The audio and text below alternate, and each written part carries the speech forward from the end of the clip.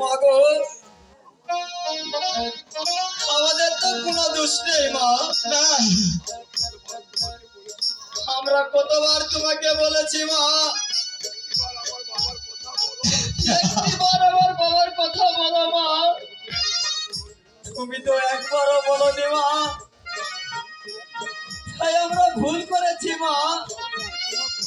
আমাদেরকে তুমি ক্ষমা করো মা। তোদের কোনো ক্ষমা নেই, তোরা আমার সম্মুখ হতে দূর হয়ে যা।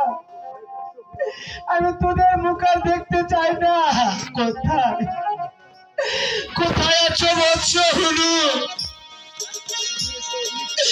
নিয়ে এসো অগ্নিকুণ্ড, যে পথে আমার প্রাণনাথ গিয়েছে আমিও সেই পথে যাব।